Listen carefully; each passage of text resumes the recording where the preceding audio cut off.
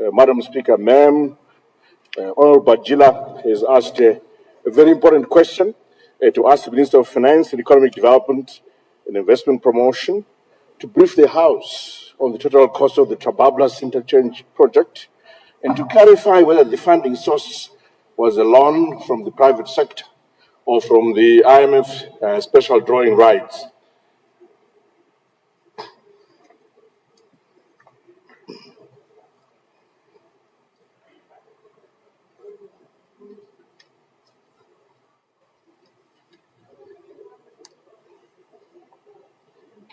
Madam Speaker, ma'am, the cost of Trabablas Interchange was driven by our initial arrangements for a loan arrangement of the order of $88 million, which was provided by the consortium of contractors.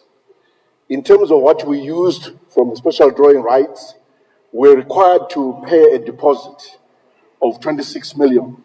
So we used 26 million from the SDRs to pay that deposit. So then, and then the rest was structured as a loan from that $88 million arrangement. So it was blended. So we blended both the SDRs and the loans from the contractors. And I think it's fair to say that the product that you see at Trabablas is a world-class product. It is money well spent. It took time, but here we are with a world-class piece of infrastructure. I think it would be advisable for this House to support government to replicate this quality infrastructure in other parts of Harare where it is needed, but also in other cities across the country. I thank you. Supplementary. Thank you, Honorable Minister. Supplementary, Honorable Bajila. Thank you so much, Madam Speaker. I'm not sure if I heard the Minister right, that the total cost was 88 million, and then there was 26 million. So is this 26 million part of the 88, or it's 88 plus 26 getting us to the total? Because there's those figures, it's not clear whether they are part or additional. Thank you, Honorable Minister. Thank you very much. The 26 million is in addition, but it was a requirement for accessing that 88 million that we pay that deposit to access that facility. And we think that that was a very good arrangement indeed, because we've been able to complete the piece of infrastructure. I thank you. Supplementary? Supplementary. Thank you, Honorable Minister. Supplementary, Honorable Museami. Thank you, Madam Speaker. May the Honorable Minister explain to the House as to what caused the additional 26 million, bearing in mind that the 88 million had been budgeted for to cover the whole construction of the roundabout, of the interchange, sorry. It's a roundabout, yeah, and the interchange as well. It's both. Thank you, Madam Speaker. Thank you, Honorable Minister.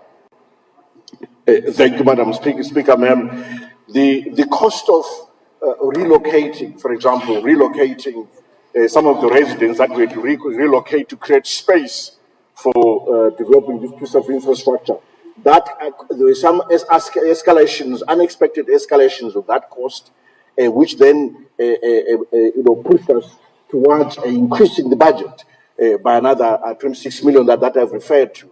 They're just unforeseen project variations. It happens in most projects, Madam Speaker, ma'am. Projects do overrun, and it's normal. But the question is, are you able then to negotiate with the contractors so that the costs don't run away beyond affordability? So, but the cost of relocating families, households, was quite onerous, and that caused the budget to go beyond what was initially budgeted. I thank you. Supplementary. Supplementary. Clarity, Mr. Speaker, sir. Clarity, Mr. Speaker, sir. Thank you very much. Supplementary question. Clarity, Mr. Speaker, sir. Supplementary question, Honorable Madzivanika. I'm seeking point of clarity, Mr. Speaker, sir. I'll come to you. Just following up to the question that I had just given. Is the one who asked the question? I thought it was Yes, I asked a supplementary question, then the Honorable Minister has just responded. So I'm seeking clarity to the response. So you're trying to No, I'm not weave your trying way anything. around. All right, you may go ahead. Thank you very much, Honorable Speaker. My point of entry on clarity to the Honorable Minister, can you substantiate to the House as to how this supplementary 26 million would just come about when the budget had already been sorted? Then you have extra figures to a situation of adding 26 million US dollars. How do you account to that, Honorable Minister? Honorable Minister of Finance. Thank you very much, Mr. Speaker, sir. Well, cost overruns are never planned upfront. They occur during the implementation of a project. That's when you discover that you've got cost overruns, but also you negotiate, a movement of people, resettlement, relocation of families during the implementation of the project. So you cannot never plan for those upfront and say, well, they are, it's all within budget. There will be budget overruns. The question is, can you negotiate better with contractors? Order, Honorable Minister. Honorable members on my left. One of your honorable members asked for some clarity. And I think it's only fair that you listen so that the clarifications can be properly heard. Can we have order, please? Honorable Minister, please continue.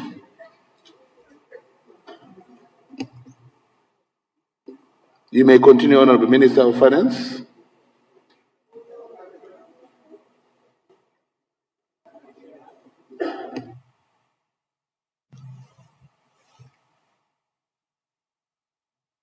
Honorable Minister of Finance, please may you proceed. Thank you. Thank you, Mr. Speaker. I think it will also assist the House to give a breakdown of this 88 million, and then I'll then go back to the 26. And then also the same question has also been presented to the Minister of Transport. So we'll repeat the answer when his question is due for to be answered. So we spent 65 million on things such as, for instance, contractors' establishment on site, accommodation of traffic, the drains, and I'm just picking up a few things: pitching stonework protection against erosion, stabilization, prime court, road signs, foundation structures. So the hard infrastructure engineering part, that was 65.5 million. Then we had to add some bridges which are needed, which, things like bridge 1, bridge 2, up to bridge 12. That was another 16 million, for example.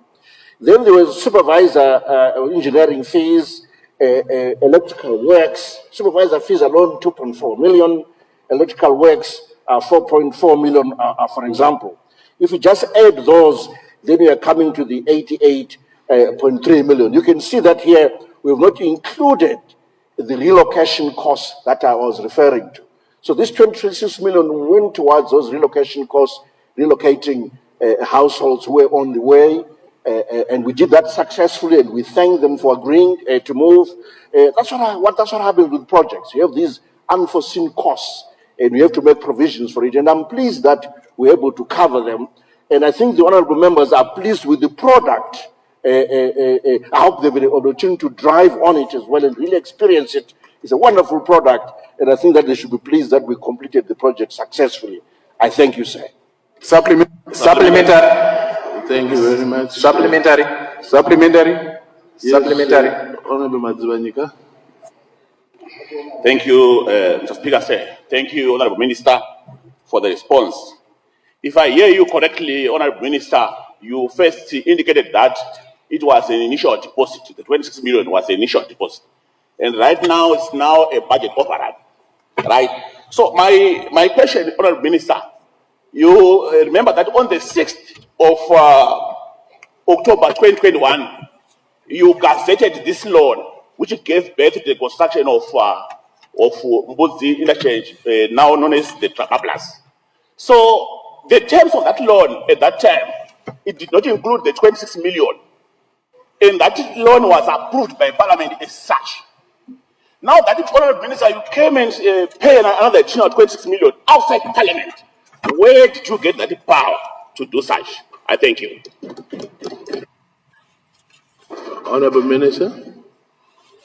The Minister of Finance has those powers already by virtue of being the Minister of Finance. To meet any variation costs in projects is normal. That's how it's done. So one did not have to come back to Parliament to be able to exercise the powers that Parliament and the executives have already awarded or extended to me as Minister of Finance. I thank you. Thank you very much, Honorable Supplementary.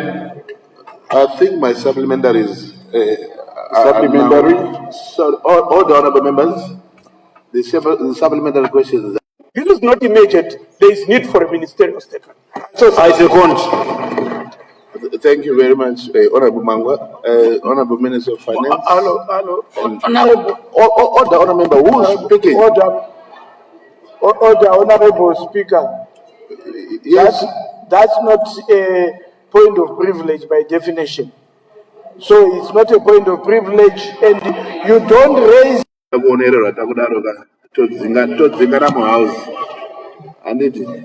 Tinodzingana very fast muno house. Aiwa, tisatombodaro. Let's behave like honorable members. Thank you very much, Government Chief Whip. I think probably maybe I can then ask the Minister if he wants to indulge the honorable member in the issue a statement to that effect. Honorable Minister of Finance. Mr. Speaker, I think members have a right to ask us to present ministerial statement. But what is the issue? Where is the controversy? I don't see. We have given a breakdown as to how the monies were used. It's very simple. All right. So I don't understand why a ministerial statement is required. Point of order. Can someone clarify? On a point of order. All right. Thank you very much. I asked for the ministerial statement. I have not recognized you. Sorry, Mr. Speaker. Please take your seat. Right, Honorable Mangwa, I think the only reasonable thing that you can do at this juncture is to put your question in writing, detailing exactly what is it that you are crying over, because the minister is clearly saying that he doesn't understand where you know. Sit down as I'm finishing up. So maybe if you put your question in writing and detail exactly what is it that you want the minister to respond to, it could be helpful, right? Thank you. Point of order, Mr. Speaker. Point of order, Mr. Speaker. Point of order, Mr. Speaker. Point of order over what I just said? No, Mr. Speaker. Honorable Minister asked it. No, but I've made a ruling already. I've asked the affected honorable member to put his question in writing, detailing exactly what he wants. We are all affected differently and severally. No, please take your seat. Point of order, Mr. Speaker. On what? On what I said again? No, it's not on what you said. On what, honorable member? I think there's something that you missed, Mr. Speaker. The same thing that you want Mr. Honorable Mangwa to ask the Honorable Minister has already been asked by Honorable Bajila. So you cannot ask Honorable Mangwa to repeat the same question. What we are seeking here is clarity from the Minister. That's why you want a ministerial statement, which is going to detail the response. Honorable member, order. From what you said, Honorable member, please sit down. The Honorable Minister is please take your seats. Okay. That's the kind of privilege that you have when you sit on this seat to pronounce that. I've already pronounced how it is going to happen. You cannot detect to the chair how you want it to be done. Question number 29, Honorable Mangwa. Number 29.